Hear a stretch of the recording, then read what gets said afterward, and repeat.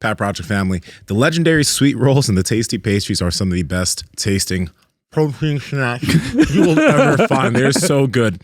Andrew, where can they get No lies detected. Head over to eatlegendary.com and at checkout, enter promo code PowerProject to save 20% off your entire order. And Nsima's still eating them. So guys, hurry up, head over there right now before he eats them all. Yeah, you're growing your own organic crops of whatever the fuck would be grown in there. If it doesn't kill me going in, it's going to make me stronger. I don't think I'm not going to disagree with you. If it doesn't kill you going in, you can kill something going out. But that hot soup might have something different to say. Yo, man. Spicy soup is... I was suffering this morning. Pepper soup. If you guys don't know what pepper soup is, it's like a West African dish, just really fucking spicy soup with like either oxtail or goat meat, and we had that during Thanksgiving. So good. It is. Sam tried it, and she literally had a spoon, and my mom made sure to put a little less pepper in it, and Sam was still like, I can't, it's too spicy. So I ate it yesterday, and this morning I was in so much pain because it tastes great, but then it like sits in the pit of your stomach, and you have to shit that out. So I was. Yeah, it's been a rough morning. It's detoxification, I think. I think it's clearing you out. I think there's a lot of really cool like ingredients in Nigerian dishes, because we ate a few during Thanksgiving, and it's like just the taste is just so different from anything here, and all the types of spices they use, because they went to Nigeria and brought a bunch of spices back. It's interesting. So interesting. That's cool. Is it a lot of? Are there a lot of like soups? Is that kind of common? There's a lot of soups. There's this thing called fufu, which is it's a pounded yam that they'll eat it with their hands, but they'll take it, dip it in the soup, and eat it like that. Right? They have a lot of stuff like that. A lot of different rices. Like someone would use bread to like soak up soup, kind of thing, right? Exactly. But they eat a lot of that stuff with their hands. But again, but it's a potato. Yeah. It's a mashed pounded yam. That sounds awesome. Yeah. And you if Andrew looked it up, you'd see. But it's just. Do you get super pumped when your mom cooks? Fuck yeah, yeah, because it tastes different, and it's just it would be interesting. Can you go to like a Nigerian restaurant or not really? There are some. Oh. There are some here. Does it work? Is it pretty good? Some places are pretty good, but. You want to see how Andrew and I would respond to the goat meat. I needed my mom to make some pepper soup, and I need to bring that in to see if you guys could even could have a few spoonfuls. I mean, I could probably have some, but I don't like that on the way out. So that's why I was telling you, like the bidet, it like creates steam, when it's really spicy back there, and you just like cool it off with the bidet. Because without that, dude, I'm done. Like I can't come back from I that. Like spice a lot, but sometimes like you ever see the thing where the guy interviews the guy's eating wings? Hot ones. Yeah, hot ones. Yeah, hot ones. That looks so brutal. Like some of those wings to a certain point. I mean, you just get like your snot and your saliva and like the stuff in your eyes, like everything just starts kind of all going together. It gets to be too dangerous. There's also this thing called bitter cola, and it's this nut that like you shave off the skin, and it's extremely bitter. It's extreme. Okay. It's like so bitter, but people like snack on it. Like my grandma always used to snack on it. My mom snacks on it, and it's just like. It's extremely bitter, but it's like those types of things within the palate that like you just won't see in the United States. Like you won't see someone here eat something so bitter because it's a snack. But that's a snack for a lot of people over there. It's pretty cool. I'll bring some in. We'll have it on air. Check this out. Yeah, this is the thing that we it's been really cool that Nsima has been able to set up with these guys and get them to sponsor the show. I'm really excited to get that airway to open up a little bit better for sleep, Yeah, just for sleep. And for running. I mean, sometimes I'm running and I'm, if I'm doing like sprint intervals or something like that, I'm going to have to not just nasal breathe, right? You've been using it for the past 2 months, and I've noticed that your masters here have gotten thicker. Yeah. You know what I mean? They're getting bigger. It's been pretty wild. I can open up my mouth pretty wide. You guys would be shocked. Really? Yeah, I think you'd be surprised. Is it widening the throat? Yeah, the whole canal. Yep. Okay, that's good. It's good. You want that.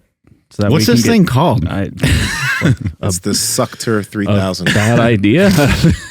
I don't know. Have you guys ever seen the Jazzercise thing? Yeah. They're just like going to town on it, dude. Yeah. Yeah. So let's just say that something like this did work. So is he blowing in? But is he like sucking and blowing? Sucking and blowing, no?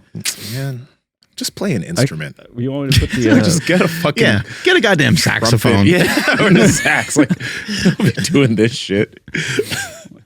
Or also, that looks like Alpha M's face that they use in the thumbnail. Yeah, it definitely is right there. That's Alpha M. Yeah, for sure. Can you even explain what's going on for the audio side? It's a chin exerciser. There's an Asian man with glasses who is blowing into a device, sucking and blowing into it, so he could train his. It's almost like he's starting to like blow up a balloon, but the thing that's in his mouth is like much wider than the base of a balloon. I think but he's like sucking though. It's the opposite of the balloon blowing. He's inhaling the balloon. We got to get this device. We need 3 of them. I was actually telling Andrew, I purchased a clarinet again because I used to play it as a kid because I wanted to like. Which one's a clarinet? Can you bring that up? I don't Clarinet's remember like, what that is. you know what Squidward plays? How do you spell? Oh, yeah. It goes sideways, right? No, that's a flute. Clarinet. Clarinet's plays just like clarinet. Straight clarinet. Dude, shit like that's impossible. Nah. This one's Like actually to blow into stuff like that and to make beautiful music come out of it. Yeah. So with this one, it has a reed. So you got to get the reed all slobbery. Yeah, you got to lick it a little bit. Yeah. And then, yeah. I guess there are some tricks to that. Yeah. That kind of stuff's incredible. Or like a saxophone. Like that shit's hard. Oh, yeah. I'm going to buy a sax in a few months, but I wanted to get my fingers wet again with the clarinet. It was pretty cool. My fingers remembered what to do.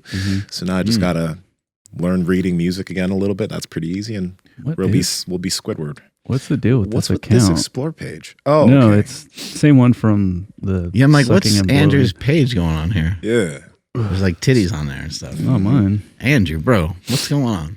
What do you mean? So what's this clip that you saw with you saw Nick Bear and Zack Telander, I think, talking, right? Yeah. It's on YouTube? Yeah, it's on YouTube. Just go to Zack's page. It's a recent clip. And it was pretty funny in the comments, but I don't want to ruin it for people. I think Andrew will be able to find it fast enough. But Nick and Zack were talking about the way fitness influencers train. And Nick wasn't having any of it. Nick Bear likes to go crazy with his training. And you sent me that clip the other day of him running that mile in like what, 4:53. Yeah, 4:53. Yeah, and he was 194 at the time. That was sick, and that was like 2 years ago. Yeah, that was a while ago. Yeah, I don't know where it would be. Just play from the beginning. Oh shit! Okay. You don't need to play the whole thing, but yeah, our boy Zack, he's coming back. He is. Can't get rid of him. Outside of this, I don't consume much. But I would say like the thing that I dislike is the smoke and mirrors that is the curation portrayed. Yeah, calling everybody out. I love it. I have trained with other people in like the fitness space, and within 2 minutes of workout, I'm like, have you ever trained in your life before? Is he talking about me? He might be. It's like a lot of it's like you think you know one thing, and then it's all BS and bullshit. And that's why I've created like this really tight bubble, like the way you kind of describe it. Like there's this really tight bubble. And for me, that bubble was like everything in the BPN footprint, where like all my time, energy, resources is spent on the people in this building, the people that this business touches and works with, and like the operations that we have going on here. And I'm not trying to like create some smoke and mirror bullshit facade. So this is, I was thinking about this on the way here. Hold on a second. I went down to Austin, Texas, and I went down there and I lifted, and Nick was there, and he was there. He was there. He was in the other room, and I was in the gym. And then later on, I went to go run. I ran with a bunch of people, and guess who wasn't there? Nick Bear. Oh shit. Nick Bear must just think I'm the biggest pussy in the world. It's like, I ain't wasting my time working out with Mark. He's got no intensity. Smoke and mirrors. Is there more to it? Or I think Zack said something pretty interesting here. Play real quick. Even if all you did was curate, meaning you weren't actually training that hard, the things that you're doing in those curated videos would either require a lot of training, or even if they stood alone by themselves, would add up to a lot of training. Does that make sense? Yeah. So there are some people like where this gym that I go to here, they come in, they'll do a couple warm-up sets, they'll pull out their tripod, their A7S3, and I love that he knows. they will they'll record their top set and move. Same thing, boom, boom, boom, move.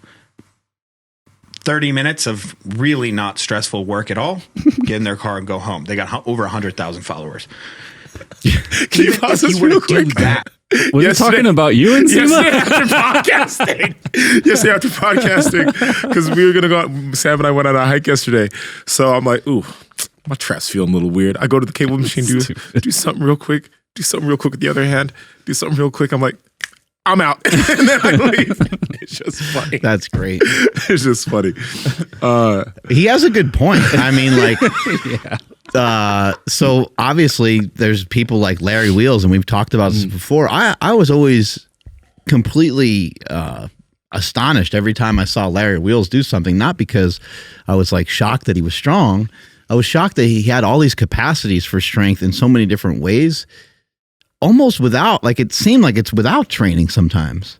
Like some of the stuff he would do, obviously, like when he did a bench press or something, you're like, well, Larry's been a good bench presser for a pretty long time, so that makes sense. The squat, the deadlift, but then it started getting to be crazy. He would do like a curl. He would do, maybe he'd fucking jump over something, or he would he'd start doing strongman stuff. And you're like, I know he's strong, but for him to jump into strongman and start to move around boulders with Hafthor Bjornsson, like that's pretty fucking wild. Yeah, he has an amazing base level of strength. You know what I mean? So he could like pick up literally anything because he's built that base level. But the interesting thing about this is when we were just talking a little bit before this, because we were thinking like, how hard do you need to train? I know it's context specific, specific for what you're trying to do, right? But we've been training for a long time, and to build the amount of muscle we have now, it makes you wonder, did we need to train that intensely to get this amount of muscle, or could we have done it with less stress, right? Because to maintain the muscle, it's not that difficult. You don't need as much training volume to maintain a decent amount of strength or muscle. You need more to gain more muscle, but you don't need to train as hard to maintain what you've built, right? So I don't know, because the way you see some people train sometimes, it's like, you might not need to go that hard. The context is definitely a big part of it, because I wonder, like, how hard did Nick Bear have to train after he did his last marathon training? It might have been food, recovery, a little bit of gym time, and boom, he might have put on 25 pounds. Not running as much. And didn't look any fat, or just looked like way more jacked, you know? So it definitely depends on your previous history. I think for some guys that have a history in their background of they did lift heavy at some point, and they lifted intensely and lifted probably with, maybe 5 years or so of pretty good knowledge. A lot of those people can coast, in my opinion. I think they can. I think they can kind of coast if they're not looking to like build more muscle, or they're not looking to look more insane. Then I think they can kind of just chill. Yeah. I ended up training with some guys from my jiu-jitsu school. And we were working, we did some cable sissy squats. So a different stimulus than they're used to. They're like, we're used to hurting kind of all over. Now we're hyper focused on this one muscle that is really sore now. And one of them, he had said this morning, he's like, yeah, I thought we were going to do like a lot more sets there. So I was dreading it. And I was like, well, what benefit would it have done if we just did like 10 sets? We only did 4. I was like, if we did 10 sets, and you'd still be wrecked today, and you probably wouldn't be able to put in the effort. So I think where I know I went wrong is I would just do too much, because I'm like, no, I gotta crush it. I'm too skinny. I need to work really, really hard right now. But that took away so much from the next day and the next day that I couldn't hit the following workouts with as much energy. So if I had like maybe chopped a little bit of that down, I could have hit the next couple of days with the same amount of intensity versus, a 10 today and then like a, 4 tomorrow and like a 2 the next day and then like try to go for another 10 and hurt myself. So I think that's where I personally went wrong with it, the going too hard. Yeah, I wonder, like, do you guys think you need to be sore, or do you think you need to have just maybe done a little bit more than you did last time, like, or just, or maybe not even either one of those, just create a stimulus? That's That's the thing though, because all of us at this point, we are doing multiple things. You know what I mean? If I didn't have jiu-jitsu, I would be going way harder with the gym because when I train in jiu-jitsu, after I'm done, I'm tired. Like I've done multiple rolls, I've sweated, I've exerted a lot of energy. Usually on the same day, I've done something in the gym, but I haven't gone so hard in the gym that I couldn't do jiu-jitsu. Now, before I started jiu-jitsu, my gym training was much harder because for me personally, I need something that allows me to exert in that way. It's just nowadays, I don't need the gym for that level of exertion. So I'll still get a good workout. I'll still get good stimulus for what I'm trying to improve at, but it's not kind of killing myself like I used to, right? And I mean, I've still been able to maintain and gain new skills over the past few years in the gym. So I'm wondering, I think it's kind of the same for you because you've been running for a while now, but if you didn't have running, your workouts would probably be kind of different, right? Yeah, for a little while, I just got rid of lifting altogether, and then now I kind of put it back in. I mean, there was tiny bits of lifting, tiny bits of like sled stuff, but yesterday when I came in here, I did some belt squats, and I worked my way up to around 5 plates, and as I was building up, I was doing some pause reps, doing some isometric and stuff. And all I'm thinking about is like, how do I just create a nice stimulus in the legs to where I think that this is going to benefit me later on when I go and run and when I run tomorrow and the next day and so on. But also it's not going to leave a mark, it's not going to leave me banged up. So I got to those 5 plates. I did the 5 plates. I did probably like 20 reps. It was felt like a really good effort. Squats were high. They're, above parallel squats on the belt squat. Felt really good. Didn't hurt anything in my back. Didn't hurt anything in my legs. Just felt awesome. Later, when I went to run, because I also did some sled drags and stuff too, I felt that when I was running. I felt like there was a little energy drained from the legs, but there wasn't any extra soreness. There wasn't any extra tightness. Whereas the previous week, I went too hard. I did too many sets. So I only did 1 top set yesterday. The previous week, I did like 3 top sets because it was feeling good. I was like, this feels fucking great. And I got excited. And then when I went to run, I was already tight. Then that night, I couldn't sleep because my legs were just bothering me so much that I couldn't fall asleep. The next day when I went to run, my legs felt like they weighed 1,000,000 pounds. And so for me, it's like at this point, I have to be really conscious of, I guess overtraining. Whereas before I would just always go kind of nuts on that. And I would just accept the soreness because it didn't matter how I got up off the couch, but now it matters how I'm running and how I move the rest of the day. Well, that's the thing. That's the thing you have to think about when you are trying to really improve at multiple capacities. For a lot of people, like right now, if some of you guys are doing running and you're lifting, you need to be more cognizant of what you're doing in the gym because you do know that will impact your running workout that you might have. Or if you're doing something like jiu-jitsu, you know how that lifting session will impact your jiu-jitsu session. That's why, like, if you're starting jiu-jitsu and you want to improve at that, my main suggestion would be to try to see if you could do jiu-jitsu before you lift. Because then it's like you would have done you would have done pretty well in jiu-jitsu, and then when you go to the gym, you won't kill yourself in the gym if you have to do it on the same day. But it's just something to think about. Like there's more variables when you're trying to improve at different things. Yeah, what's it called? Is it auto regulation? Is that what it's called? Yeah, that's another one.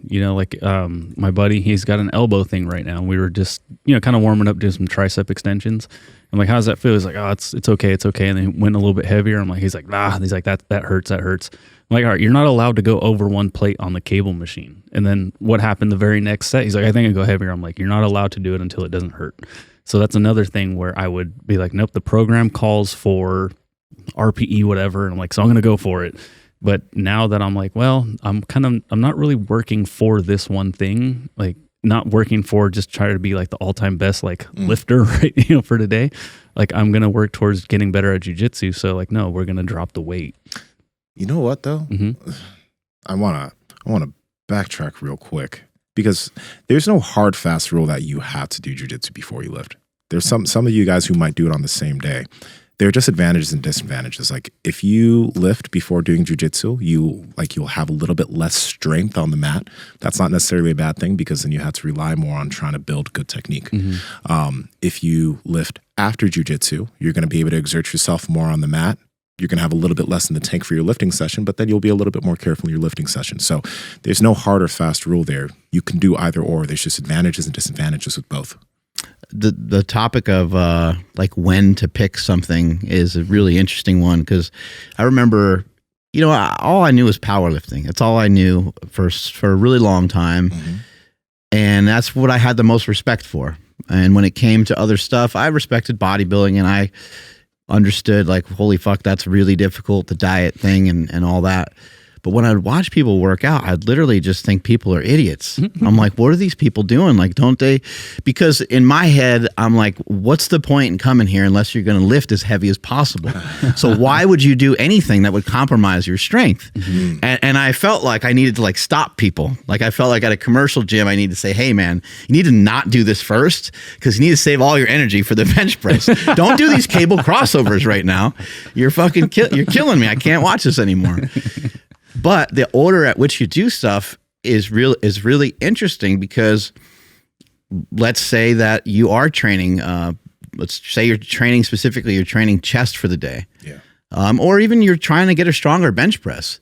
Well, sometimes occasionally training your bench press in a fatigued state would be a great idea. We've seen a lot of people have a lot of success with the Wenning warm-up. And part of that is because you add a lot of volume. Do 4 sets of 25 over the course of weeks and maybe even months. You might go from 40-pound dumbbells all the way up to like 80-pound dumbbells. Doing 100 reps with 80-pound dumbbells before you do a flat bench workout could be really taxing, but over time, Matt and a lot of the other guys he works with and a lot of people who've tried the method, they get used to that accumulation, they get used to that volume, and they still end up having a good workout. Plus, on top of that, if you do have a banged up elbow or a banged up shoulder, it's kind of nice to take the edge off a little bit of what it is that you're about to do by doing something to kind of pre-fatigue you in just a little bit, so you use a little bit less weight overall.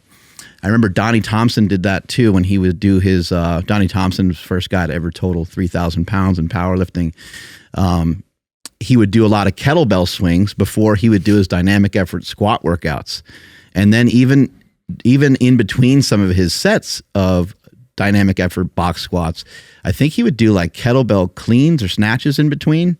And that was, again, so that he had to use less weight. He was still using 515 pounds for 10 sets of 3 reps and no belt and just lifting it flawlessly. But he's like, I don't want to have to use 6-7 plates on this particular day. So there's a lot of strategy that can go into even just selecting an exercise or an activity before or after. Yeah. And you know, I'm curious your thoughts on this, man, because like, you know, Nick was saying that fitness influencers don't train hard. And I do agree. But then it makes me wonder, like, what does an individual find the importance of training and what for them is like hard? What do you get out of it? Because there's obviously, like, if you're trying to build muscle, there's the benefit of gaining muscle because you have enough stimulus, or if you're gaining strength for whatever you're trying to do. But training hard does something for you mentally. You know, like I mentioned, for me personally, I haven't trained like I used to in the gym because I now have something else that allows me that hard training. I can train hard in jiu-jitsu. I can just go round after round after round after round and tire myself out there. And now the gym is meant to supplement everything there and still could bring me physical benefits. So I still feel good training in the gym, but the exertion does not compare to what I do on the mats. And when I didn't have jiu-jitsu, the gym is all I had. When I didn't have the gym, I had soccer where I could run around on a field and exert myself. I find meaning and I find real mental benefit from just deep physical exertion, right? So it makes you wonder, if you don't have anything where you do have a lot of physical exertion and you're just lifting, shouldn't you try to find that in lifting? Yeah, I think so. I think no one gets out of this without some sort of hard work at some point, and no one gets out of this without devoting a tremendous amount of time to it. What I would also say, though, an interesting thing is that if you can look great and you kind of feel like you haven't lifted that hard, that's kind of dope. Like, that's pretty amazing. And that might give us some insight into how healthy you are. Like, because there's some people like, some people really attack it. They really like rage against their workouts. And there are people that we've seen, they're kind of banged up. Like, they're health-wise not doing so well because they really kind of smash themselves for a long time. It's like they pounded themselves into dust over a period of time. I love what it does for me to get myself to a point where I'm like, this is getting pretty difficult. This is getting a little iffy. This is getting a little sketchy. But I also am not a person who necessarily, I don't really love the dragging out to deep water thing that often. Here and there, maybe, you know. You mean in the gym? Just period. Just, yeah, in anything. And I think if other people have observed you and they say they don't believe that you put in that much work, or they don't believe that you work that hard, I actually think that's kind of neat. But you still look amazing, or you still have a great result. You're still really strong. I know sometimes people will try to say genetics or PEDs, and there's that whole side of things. I'm not really talking about that necessarily. I'm just saying that how cool is it that you made it look easy enough to trick everybody, to make them think that you're not working that hard, because we know what the real hard part of this game is. The hard part of this game is not necessarily the intensity, and that's why I've never really been... I like some of the intensity, like during a workout or during a particular lift, but I never really liked too much of that because it's about your consistency over a really long period of time. There's a famous story about Magic Johnson and Kareem Abdul-Jabbar, and I think Magic had to play for Kareem because Kareem got hurt, and I think Magic was a rookie, and I think Magic Johnson played center. Mm-hmm. Magic Johnson, he played every position. Yeah, he was 6'9". Yeah. He was fucking huge. I just know he played center because he was PG. Yeah, no, he was the first. What they called him, like a point forward, to where he can basically run any position because he was 6'9", but he can handle like Magic. So he was a point guard. Yeah. So he played. He subbed in for Kareem. They won the game. Shit. He went nuts. The team went nuts. Everybody was so pumped. They got this stud player from Michigan State, and Magic Johnson was who everybody thought he was. He was going to be like the savior. He was going to really help the Lakers be able to push to another level, and they were already great. And so everybody was all pumped, and Kareem was like, that's, you know, we got to play tomorrow night too. Like, that's good job, but we got to be here tomorrow too. Mm-hmm. And I think that's the way that I look at lifting, and I think the way that we've looked at lifting and jiu-jitsu and stuff too, right? Mm-hmm. Oh, that's kind of cool. Hey, you learned to armbar. Cool. That's great. Like, there's so much fucking more to learn. Oh, cool. You got another belt. That's great. You know how many people can kick the fucking shit out of you right now? You know, like, it's cool, but there's still so much more work to do. Mm-hmm. Yeah. That's something to think about, though. That is something to think about, because when people do think, we talked about this at length too, when people think about gym intensity, it's not just about how you perform in that one super hard workout. Can you work out tomorrow? Or have you killed yourself so much in this workout because of your intensity that, like, now the rest of the workouts for the week are thrashed? We were doing workouts here for a long time, especially for the Super Training channel. Every week someone was trying to come after me. And I'm like, I'm fucking retired, first of all. But secondly, I don't really even work out that way necessarily. I'm not going to try to beat you on a lat pull down or a fucking rope tricep push down, you know? That's not my style. What was the bodybuilder? Branch Warren. That was that was a tough one. That was great. And that was me totally accepting and totally just doing what he's doing. I think you might have experienced that with Big J, right? Oh yeah, yeah. Jay was just throwing volume. It was like the another set. 20 sets or 20. I forgot what it was. I Some remember really something high volume yeah. shit. Yeah, Branch Warren was kind of the same way. It's like, we're going to use a lot of weight, we're going to do a lot of reps, and we're going to do a lot of sets. And we're going to do it in a condensed period of time. I'm like dying. Like I felt like I was going to throw up just from doing front raises. Yeah, dude, those front raises, he was using like 80 pounds. I'm like, holy shit. Branch Warren is a guy where you would think like, man, that would be really tough for that guy to finish really well at the Olympia. And he finished second. So it's like, maybe he always felt that he had to work that hard to be able to do that, you know? Yeah, and that's what. So, kind of along the lines of what you were talking about, like, oh, it's cool that you obtain this physique to where people think that this whole thing of like where people don't think you work hard enough. So for somebody that Nick Bear was referencing, like, okay, so how did they obtain this status of being like a quote influencer or having a platform, having what appears to be a awesome physique and a good work ethic without working? Like they had to work hard for it eventually, right? Hey, I think that's what Zack was trying to point out. Like, yeah, they're capturing their top set, but that top set meant something from somewhere. Like it wasn't. It was curated, and you tried to make it look good, but you did do it, and hopefully the plates aren't fake and all that other stuff, but you did it, and that means that you must have done it at some point, right? Yeah, that's what I mean. Like, so at some point they had to do something. And then as far as like the curated part, like, nobody's going to like the working up to sets, nobody cares. They want to see the top set only, or at least that's going to get the most likes. So it's like, well, yeah, I'm not going to, although it does look kind of weird where you record just the one set and then post that. It's kind of, I don't know. I don't think anybody's interested in the rest. Nick's former military, man. He's, he's just like head down, like go 100 miles an hour. Yeah. I don't know if you guys saw his feet when he was here. I didn't.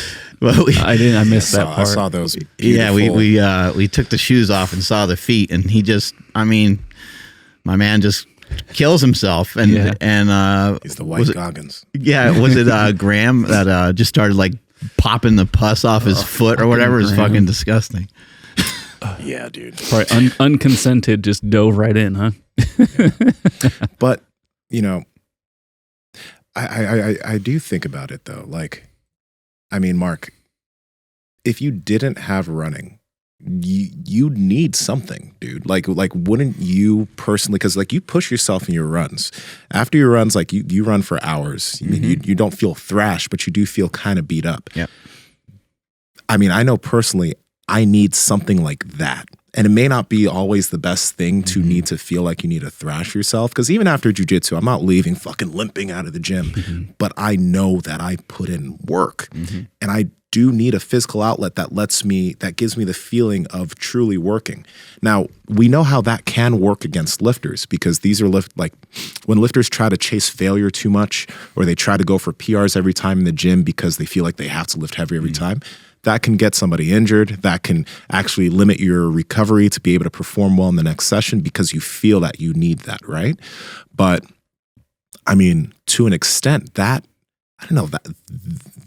pushing to that place just feels so good, man. Yeah, I do need it to a certain extent. You're right, and I kind of forget about it because again, I've done it consistently for a long time, and it just feels good to me. It doesn't feel hard. I also I'm not a person that wakes up and I'm not ever like, oh, I just want to sleep longer. I just want to sleep in. I've just have really literally never really been that way. I feel pretty good on most days. I'm pretty excited on most days. Some days are better than others, but, I'm pretty fired up and excited. I'm kind of in shock that my body works half as good as it does most of the time. Because I'm like, I beat the shit out of this thing. Like I did pro wrestling. I was a football player. I did a bunch of stuff, and it doesn't make any sense to me sometimes. I'm like, how's this old ship still running pretty good? And it seems like it's going from being an old like tugboat into maybe into some other type of boat at some other time. Yeah, it's definitely it's American made, but it's not like an old Dodge. You're still it's a diesel. You're still chugging along. Power Project family, how's it going? Now, we talk all about strength on this channel, but strength starts from the feet. That's why we've partnered with Vivo Barefoot shoes for over a year now. Now, Vivo Barefoot, unlike most shoes, number one, they look great, but number two, they're flexible. They're zero drop and they have a wide toe box. If you wear these shoes over time, your feet will get stronger. Now, if you guys want to get some of these shoes, head to vivobarefoot.com/powerproject. Use code POWERVIVO20 at checkout to save 20% off your entire order. Enjoy this clip. What I was going to ask you though, I know you haven't missed a run in a very long time because you've got an awesome streak going, but have you taken any time away from running? And then if you did, during those times, were you like really upset about it? Because we hear a lot of people talking about when they miss a workout, they really, really beat themselves up. But right now, like your workouts and your runs are they're different, right? So like, I'm just curious because the running is kind of like the new baby in the family, right? Like it's getting the attention right now. So like, do you feel that you really like you let yourself down if you miss a run? I mean, at this point, you know, I'm working on running every day. So yeah, I would be like frustrated because that would probably mean that I got hurt or something like that. But when it comes to lifting, I could speak upon that a little bit more since I ditched a lot of lifting. And I still want to kind of point out there was some sort of lifting almost every day just because we are here and the gym is there and I'll almost always do something, but it's just way different lifting than what I was accustomed to. Almost like it's lifting without building towards anything because it's lifting, maybe building towards, I guess, better movement patterns. So it wasn't like I'm going to do 3 sets of this and this is going to build my triceps, or I'm going to do 3 sets of this and this is going to be beneficial to my bench press. But missing lifting sessions is something that I have always been, I think, really good about. I've been good with just letting it not happen and just being cool with it, and also allowing those times to take time. To I don't want to lift today. Okay, don't lift. You know, and if that goes on for a handful of days, now I'm still going to probably figure out something physical, but I might not lift in the traditional sense. I might walk some hills or try to sprint something or walk with a weighted vest. So there's some sort of strain or activity. Something to push the body. Yeah, something to push the body. I definitely want that. And I can't think of a lot of reasons on why I would ever take a day off from something that doesn't push something. I mean, I would at least get in the fucking cold plunge or something for a day because I love the way that feels. But in terms of like missing a run or missing a workout, I think it's really important to be cool with that. I had a friend recently who reached out and they said, man, it's really, really fucking cold outside. Like you know, and I don't want to run a treadmill and stuff. And I said, just let it go. Like, just give it a little bit. Give it a little bit of time, or maybe see if you can adjust your schedule. Maybe you can run when the sun's out a little bit, because even if it's cold and the sun's out and you start running, you'll get warm. Even if it's like 30 degrees at some point, you'll get warm. And they were like, fuck. And then yesterday they hit me up and they're like, I'm so fucking pumped to go running again. And then, so I was like, you know, sometimes it just happens in those cycles, and just be good with it sometimes. Yeah, distance makes the heart grow fonder. I think that's you'll be so pumped. You'll be so, but some things are a mistake though to miss though too. So you got to be careful. Like jiu-jitsu at a certain time would probably not be great to miss. Running at a certain juncture of like you getting used to it, or lifting at a certain juncture, like those aren't good times to miss. But when you're doing something for a while and you actually just need a little break from it, I think that's totally fine. Yeah, I brought that up because when I was out of town last week, I missed 2 days where I could have done jiu-jitsu, and all I was thinking was like, oh, everyone's getting better without me. Like it you know, it's kind of like I was joking, but I wasn't. And then with lifting, like I would kind of feel that way, but not really, because I'd be like, oh, I'm just gonna feel better because the next time I actually go lift, I'm gonna, you know, be more rested. I want to point something out right there that you just said, like the other people are getting better. I know you're kind of messing around, but seriously, if you just do something for the next 5 years, so many of those people aren't going to be there. Right. And there's going to be people that are in class. There's all kinds of people that that you're looking at right now and you're like, this motherfucker, this guy's amazing. This guy's really incredible. You're going to beat that guy. You're going to be better than that guy. That guy or somebody like that guy is going to stop for some reason. They're going to have a kid. They're going to have to go back to college. Something's going to happen. And if you just keep going, like this happens at the end of a race a lot of times. People start to sense that it's like the last mile. And I saw all these people start to speed up, and I'm like, just don't fucking. I'm not here to try to. I didn't sign up to try to beat that person or that person. Don't worry about it. Just let it go. Just stay the same pace. I stayed the same pace, and I beat almost every single person that passed me.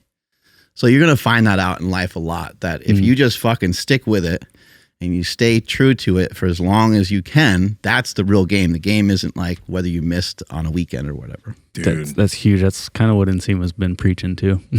No, but real talk, it's like when somebody comes into the gym and they do a workout and they're like, you want to work out together? And you can see that they're pushing it, but on that day you choose not to, because it's just not you. It's not what you're doing on that day. I give no fucks if I back off on a certain day that someone decides that they want to push it, because I'm not comparing myself to them.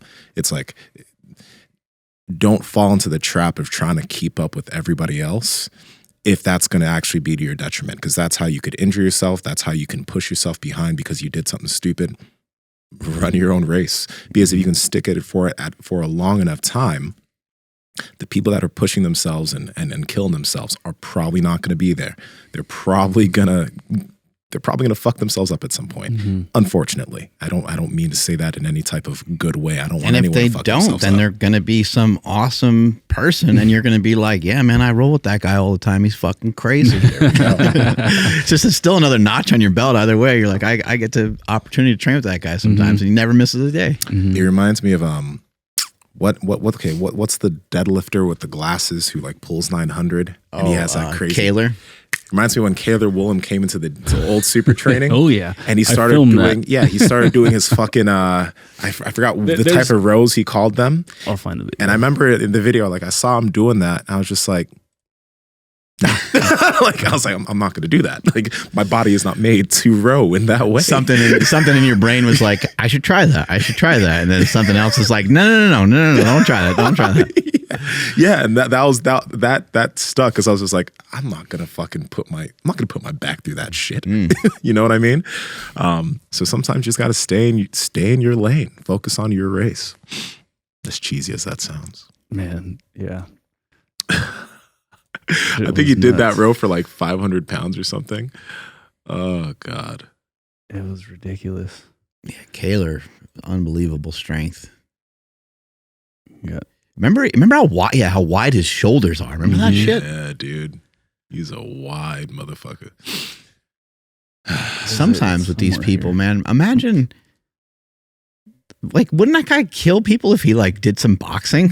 Like with that wide, super long arms. Yeah, long arms and really broad across the shoulders. So you're thinking if he was to like wind up and fucking throw like a straight right, it would just kill somebody. Yeah, his shoulder could block the top of his head with that, like whatever that block or the that defense posture is. I always think Jeremy Avila would be dangerous too. He's so explosive. Yeah, you're chucking those around. That was good. Yeah, but the way he does it, though. Fucking hell, where is it? Yeah, he lets his back kind of sag a bit, and then he fucking just, wow. See? Yeah, I think I told you guys, Kaler was a guy that sent me a video, and he's like, hey, what did you think of this deadlift? And it was 705, and he did it super fast, and it was like it was a DM. He sent me a DM. And I was like, man, that looked really great. I don't have any negative comment on it at all. I don't even know where to begin. Like, it just looked awesome, you know? And then it was like, I think maybe like a month went by, and he's like, here's 755. And he smoked that. And I was like, holy shit. And he's like, you got any feedback? I was like, nope. Looks amazing. And then it wasn't too long after that, he sent me a video of him doing over 800. I was like, holy fuck. Like, this guy's on a tear. What the hell's going on with this guy? Yeah, man. Sick. Yeah. But that there's one thing I do pay attention to. I pay attention, like, I think it's beneficial to look at people who have great amounts of intensity, like when you see them lifting, cool. But try to see what the people who've been doing it for a long time are doing. I think that's something to really pay attention to. How long have they been doing this? How healthy are they? And then if they're pretty healthy, why? There's probably something within their practice that has kept them healthy for a long time that you probably want to take away. Because one thing I've noticed from not everybody, but people who are like just every single session is just, it looks crazy. It just seems that you don't see that happen for a long time. You see it happen for a good spurt, a few years, it's nice, then it doesn't last. Yeah. Yeah, then they're not doing the sport at all. And they're not like bodybuilding or powerlifting at all. And you're like, fuck, that kind of sucks. You know, they're not even doing the exercises at all anymore. You're like, damn. I think you know what Zack was pointing out is funny because like he comes in and tries to like make sense of it. You know, I think Nick is just like probably frustrated just because he sees other people put stuff up and he's probably like, this guy's kind of a pussy. But you know, he's an absolute beast. I mean, he's run marathons, he's done ultra marathons, he's done some bodybuilding, he's done some powerlifting, he's deadlifted 700 pounds. I think he's getting ready to do a bodybuilding show, and he's like in a bulk right now. Really? He looks incredible. You know, when he's running, he looks like a bodybuilder when he's running, but he runs like a runner. He really is a true like hybrid athlete. And so I think for him, for some people, they just don't even understand when someone isn't like pushing us. I think that's his idea of how you're supposed to train is like, why would you ever train unless you went, you know, all the way into the red? And for me personally, I like doing that, but I believe I take my time with it a little bit more, and I pick and choose when I do that. I'm not going to really, I'm not going to do that just because I'm training. I'm going to do that because I'm training and I feel good. The two things need to match up for me. I think Greg actually made a video about Nick's transformation, but he gained some body fat. Like, it's not like he gained muscle back, all the muscle that he used to have, and a little bit of body fat. It makes sense, but it looks amazing, man. Damn. And I think it's really fucking cool. Like, I mean, it is great when you see somebody who's like really good at a single thing, like really good at bodybuilding, really good at powerlifting. But it's really cool to see Nick just like kill it as a runner, do well as far as a lifter, and come back to lifting like he has. It's cool to see him building those different capacities. I really dig that. And building this business. Yeah. Yeah. All at the same time. I mean, that's, you know, that's really admirable when you're, and then now he has a baby, and that's why we didn't train together. I don't think it's just because I'm a pussy, but it could be. Or it could be he didn't want to train with me because he thought I was going to bring it too much. Who lets a baby get in their way? Yeah, no, I don't know. Babies aren't a big deal. I mean, you could run with the baby. Yeah. You got the baby Bajorn. Yeah, you just hold it like a little football. Yeah. Put it on your back or something. On your chest, actually. Put it in the front chest pack. Yeah. Yeah, maybe he was just saying what we've been thinking. He just said it out loud. Maybe. I don't know. Anyways, it's going to be cool to have Zack back up here, Zack Telander. We have him, and we got Derek from More Plates, More Dates, and we're going to have Thomas DeLauer in the house all on the same day. Should be action. It's going to be a jizz fest, man. It is. Why does that always happen? Where it's like there's one person booked and then all of a sudden... Because it's like that fucking meme. It's like the meme where like we always thought that like all this lifting's going to get a bunch of chicks and it just attracts more dudes. It's a bunch of nothing but dudes. Guys. Yeah. Yeah. What the fuck? That's what we like. There's not going to be one woman in this building on that day. Hopefully. Who cares? Women? Fucking gross. God, it's not what I did all this for. Cooties. Yeah. I did this for the guys. Yeah, guys in the gram. Stupid. Guys on the gram? In the DMs? Yeah. Yo, did I ever tell you guys the Uh-oh. I like this segue. No. Might as well come clean, guys. Here's what we got going on. Because I said Jizz Fest, but did I ever tell you like the first porn site I got caught with when I was a kid? I tell you that? No? Okay, I thought it was like LimeWire and downloading stuff. That's where it started for me. But what got me caught is my uncle took my laptop when I was 15, Come on, uncle. 16.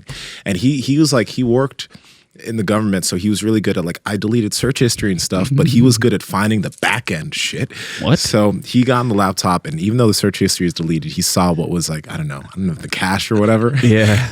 And then that night, first I get my ass beat unexpectedly, and then my mom's like, "What is jizzhot.com?" Like, what is jizzhot.com? You're like, Mom, I don't know. What are you talking about? Dog, Like, I don't know what that is. dog, she beat my ass, and then she brought my best friend to come. I remember this, yeah. She brought my best friend as I was crying on the stairwell. She was like, "Look at your friend, Brian. Look what he did." That's amazing. It was so good. I love how the whole family like was against you jerking off. Man. Your uncle.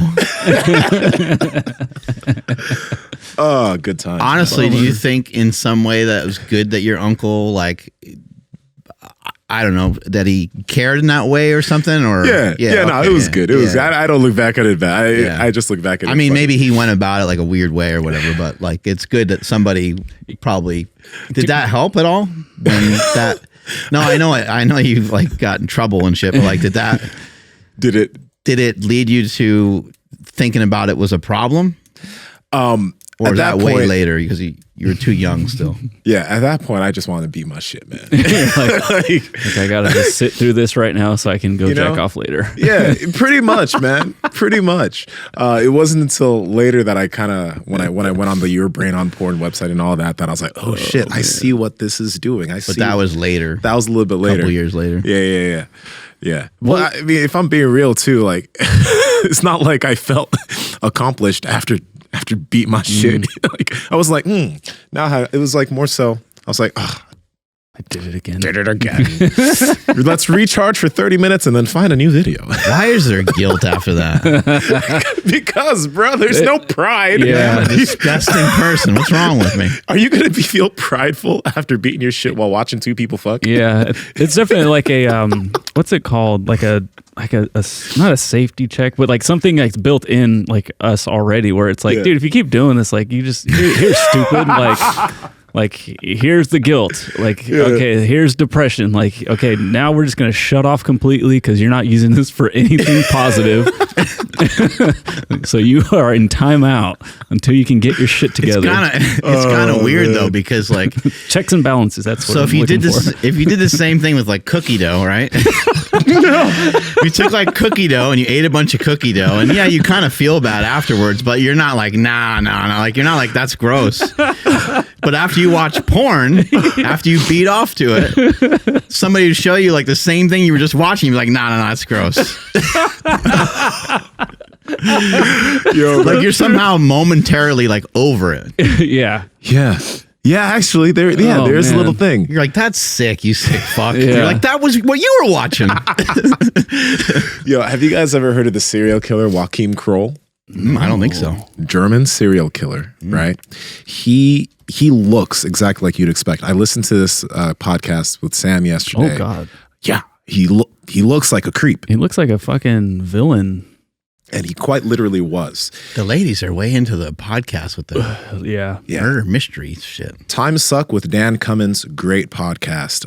He does pretty much summaries on these killers. Now, this guy was a German serial killer who killed, I think he was charged with 14 killings, but he definitely killed way more people than that. And the fucked up thing is, he was into fucking cows. First off, like, that's where it all started for him. I think he was talking to the police when he was making his confession. He's like, and I felt a warm thing in my tummy when I saw that cow. And started with fucking cows as a teenager. His family wasn't very nice to him either. So like he got it from both sides. And then it's like what he would do is he would pretty much like just kill. A really horrible detail about what he would do is he would kill a woman. Then he would, do his thing. But the police, every time that he got away with it, the reason why they didn't they didn't charge or try to find a single person is he had such a huge load that it looked like it was done by multiple people. So every time he killed somebody and there was like come on the victim, Wow. the cops would be like, another gang rape. Because he just had so much cum. They See, I think that's the main part of the story. Yeah. But they couldn't test it and be like, oh, this is all one. That shit was a while ago. Oh, sorry. Okay, it was my bad. before I'm the an DNA idiot. testing. And another thing is, there were multiple people. Did they show it? I think Was it all what are we white, talking or was here? it more clear? there might be pictures in like a documentary, but the Smell thing like is, not bleach? gonna Smell like search for those. that. Smell like Davis? that's horrible. There were multiple people that got put in jail because the cops thought, oh, it was this person, before he actually got caught. And a few men committed suicide because they were convicted, That but is then wild. they were let go because they found out they didn't do it. But everyone's like, you did it. So those men who didn't do it killed themselves because of all of the ridicule of the people around them because of what he did. There are 3 guys who committed So suicide. did he share like his technique for having such huge loads? Like was he edging like nonstop and then he just I think Yeah, he where do we actually find out got more? Joel Kaplan. That's penis pump. Yeah, you guys should look up Dan Cummins' podcast about that guy because that shit was wild. Yeah. That's somebody who you'd wish like he had like in this day and age because at least he'd have some porn. At least he'd have something, right? Hopefully. I mean Got tons of semen. Yeah, I can't get over that. Yeah. That was something that got him off. His loads were so huge. yeah, got that'd him be off. great. Yeah. Got him off more than once. Yeah, sadly. Just you didn't have to go and kill people though. Yeah, man, that shit was horrible. He is literally a vile human being. One of the worst humans. But another thing that makes like it with people like him, he said that he had this drive, and he literally when he was being put in jail, the reason why he was so forward with his confession was because he believed that like, oh, they'll just do some surgery and I'll be okay. Because he legit was like, I'm sick. He really thought that like they could do something that would make him not have those urges. So it then makes you like, fuck. You kind of feel kind of bad for an individual who has the urge, you know, like Dahmer, right? It's horrible, but then they also had the urge that they couldn't, you know, it's just this intrinsic thing that most people aren't wired that way, but some people are. It's weird. Weird shit. Yeah. Maybe he just needed to lift or something. I don't know. Well, All right. So you don't need to lift hard, or you do need to lift hard? Yes. dude, I think Like, I guess, so does it matter, like, when you're training, do you need to get yourself to a 9 or a 10 on a scale of 1 to 10? Or can you just wait until that 9 or a 10 feels more like a 6 or a 7, and therefore you're not working that hard, but you worked for a long time? So just a small example would be like something like, I don't know, benching 275 or something. So let's say your max is 275, but you normally don't even try it because all you really work with is like 185 and 225, and maybe occasionally you go a little heavier and you just do your sets and your reps. And rather than like maxing with 275, you can just wait maybe like a year. And when you go to do 275, you're able to do a couple sets of one where the form looks really good. And it looks like you could handle 295 or maybe even 300.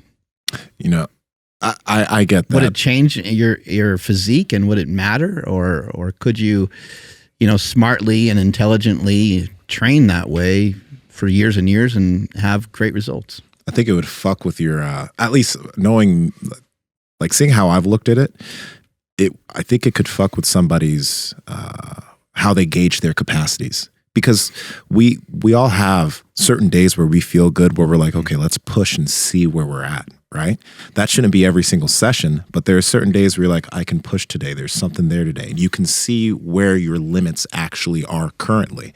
That doesn't mean you touch that all the time, but there should be some times where you touch where that limit is. So then you can gauge the intensity of the rest of your workouts. That'll let you know how far you should push on certain movements, right?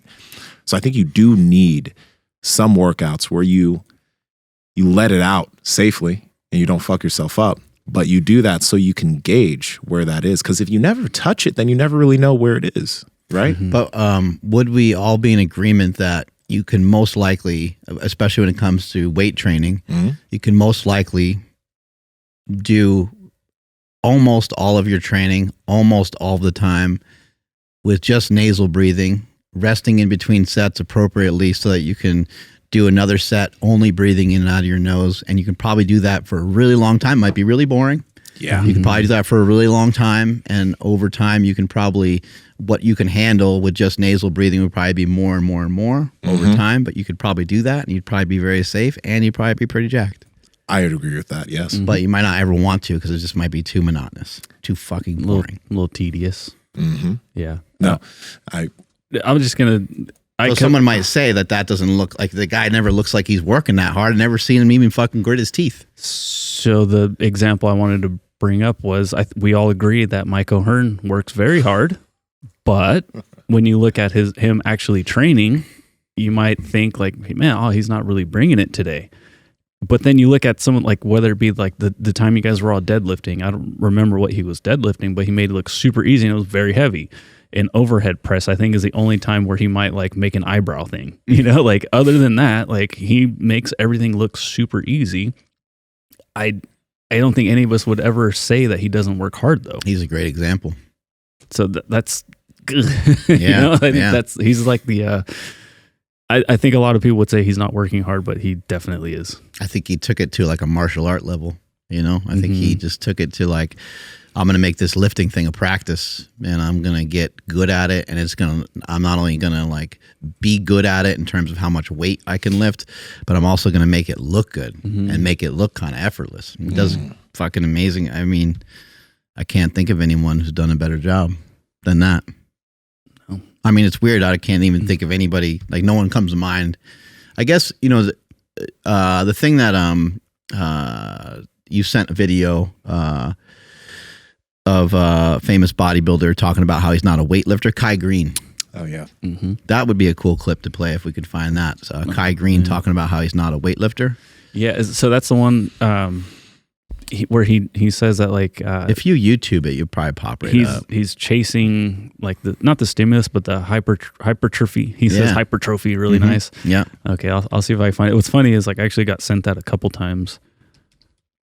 It's a cool clip. I mean, Greene's a fucking badass. But I mean, again, Greene is someone that obviously is bringing a lot of intensity into the gym, and you've seen him do his, walking lunges, and he's super strong too. That's the other thing is like, he talks about how he's not like a weightlifter, but he can move some ridiculous weights. I've seen him do like 455 on incline press. I mean, for sets and reps, very flawlessly. So he's insanely strong. Hopefully I can find it. I'll never be a weightlifter. And for people out there that don't know what a weightlifter and a bodybuilder, what's the difference, I'm going to explain it to you. A bodybuilder is primarily concerned with contracting his muscles. He contracts his muscles against greater and greater amounts of resistance. By doing that, he's able to stimulate hypertrophy and make his muscles grow. A weightlifter is just concerned about moving weight. And he can boast to you about how much he curls, how much he benches. How much do you lift? You're a weightlifter. It's really not important to me. Primarily, what's important to me is being able to make my muscles contract efficiently. I'm going to get a stretch and a contraction. And I'm going to be in control of it throughout the entire range of motion. Does that make sense? That explanation is so amazing that you can push that out into anything else. So you could push that out into running. You could push that into, I hear you guys always talking about how you conduct yourself at jiu-jitsu and how you are learning, and you're learning at a certain rate, and you're trying not to necessarily force stuff, trying to let stuff kind of more like come to you. And I think that, again, that might make other people think that you're not working that hard. It may not look that hard. The other thing is that's crazy though is, again, Greene is so strong. You would hear Jay Cutler talk about stuff like that kind of as well in a similar way. But Jay, he would squat 5 plates after doing like 125 reps of leg extensions, not just like foo-foo leg extensions, like leg extensions to crush your soul before he would do his squats. And he would squat 5 plates for sets of 8 to 12 reps, 4 or 5 sets. So these guys are incredibly strong, but that's not their main goal, isn't to like load up a ton of weight and to do it a particular way. his explanation right there, how the focus is on the muscle. So if you just extrapolate that out into anything else where your focus is what is the main thing that you're trying to do, again, what you're doing might not look that intense, because maybe for you to get to your goal of like running a marathon or something, maybe there's not a ton of intensity that's associated with getting the best result when it comes to that main root thing that you're looking for. Mm-hmm. It's also great for longevity, man. Mm-hmm. It's a great summary of how to be able to do anything for a very long time, right? And get good. You know, an interesting thing is the person who's going to a 10 every time, they might be able to achieve something faster, but doesn't mean they'll be able to do it longer. And it might take you a little bit longer to achieve what they've achieved, but you're going to be able to get that and more if you can stay in the game. Yeah. Yes, like I still say the same thing. Like I'm not really, I don't care how much weight is on the bar or how much weight is on the, plate stack. I'm just going for that stimulus. Is there something similar like that for jiu-jitsu? Like what would be the stimulus for jiu-jitsu? Especially for a strength athlete, it's weird. Not forcing things. When I roll with people, my main thing in my head is like, I'm not going to force any position. I'm not going to, if I feel that I have to fucking force a position on somebody, that means my technique is really bad. And that means I need to work on how I'm actually executing the movement, because the strength is all there. I shouldn't have to feel like I need to use strength to do something on somebody. It's a weird thing because like you're strong, but you shouldn't feel that you have to really use all your strength to do a movement. That's a lot of wasted energy. Yeah. Right? What if he tries to use all of his strength just to try to hang with somebody and not get tapped for like that's kind of common, right? People will do that for like 6 minutes, 8 minutes or something like that. Or yeah. I don't know what I'm talking Yeah, about. well, like just a quick example in Nsima. So today we started, like I had the dude's back and he was like down in like a turtle position. And so the drill was for him to try to get out of it. And then if I can, submit him, whatever, which definitely didn't happen. Yeah. So instructor Sean came over and he was like, yeah, let's just see if you can hang on. Cause he was a blue belt and very experienced. And so I'm just hanging on, right? So I did use strength there. Yeah. But this lighter, younger, blue belt got out of it pretty effortlessly. Like I held on to him for a little while, but he still got out of it, and then I was kind of like toast. So in that moment, I did use strength. So I think that's what Mark was talking about. Or if I get like a side control in the upper belt, sometimes I'll just be like, let's see how long I can stay here. Yeah. The reason why I think about things like this is because I have way more tools. Like of course. That's the thing. I have way more tools. So with the tools that I have, I should be able to do things without having to resort to the last tool that I would have to use, which is all of the force that I've built up within my body. Yeah. Right. And where you are right now, there's going to be I think there's going to be aspects where you think like you'll do a certain thing. And you're like, I could have done that better, because you'll notice like you had to push. Absolutely. Right. And like, you're going to have to do those things to survive at the moment. But over time, you want to realize that like, I could do that more efficiently. I can do that wasting less energy. Like that's the thing, that as your technique gets better, you're going to use less energy to do the same techniques. And by doing that over time, your jiu-jitsu is going to be so much better. I think it's so interesting how like the moment that you start to think about something is the moment that it's a major problem. Yeah. Like if you just start thinking, man, I got to just use all of my strength, you're probably in a really rough spot. Oh yeah. You're probably pretty compromised, and most likely, even if you use all your strength, you're probably gonna lose. Yeah. But then right? even past that is like, when you develop more tools, you won't be having to think of anything when you're rolling. Like that's the thing. It's that's like cool. That's really cool. I don't think when I roll at all. Like it's because everything is automatic, right? Everything that I do is like just the body knows what to do. So when you get enough tools, there'll be a certain point where you finish a roll, you're like, wait up, I didn't think of any. It just happened. Yeah. Like, I can't wait. That's when jiu-jitsu is really fun, but that's when it gets really fun. Yeah. It's like speaking a new language.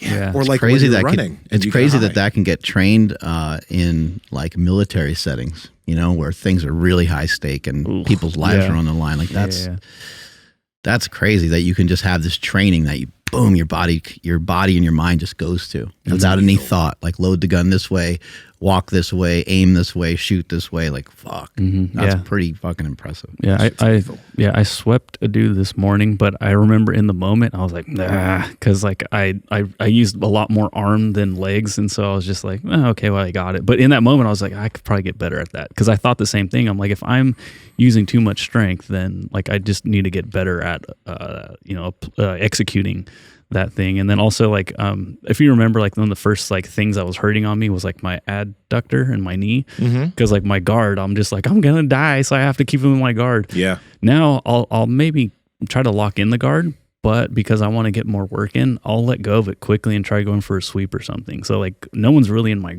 like guard really at all anymore, just because I want to get more work in. But it's really nice to be able to do that. That's one thing that's now automatic. Yeah. Which is really cool. Yeah, there's a lot of cool jiu-jitsu people to watch, but I think the ones that are the coolest to like pay attention to the way they roll are the ones that for some reason they don't look like they're exerting themselves when they're rolling with somebody. Like Hodger Gracie was notorious for that. There's this young guy, Mika Galvao, who just moves beautifully. But like when he's messing people up, he just looks like he's chilling. That's super impressive, because there's other black belts I've seen that like they just look like they're fucking, and they do well, but for some reason, I don't know, I'm personally not drawn to that. So it is what it is. And I found him. Yeah, show us a clip of him. Let's see here. Mika Galvao. So I think he a lot of these guys are like uninhibited too by their athleticism. Like some of these people that I've seen rolling, they're so athletic, they can move crazy. Yeah, look at that movement. Fuck. He's just showing a drill. Find something where he's like in a match. Maybe one of these. Nah. Oh, maybe. Oh, this is probably a highlight from Worlds. Yeah. Man, what do you think about King's Geese? That was sick. That was so fucking beautiful. I've watched that takedown on a repeat on Flow before, because he does so many little things in the way he even lands his body, bro. Let me get that Flow password.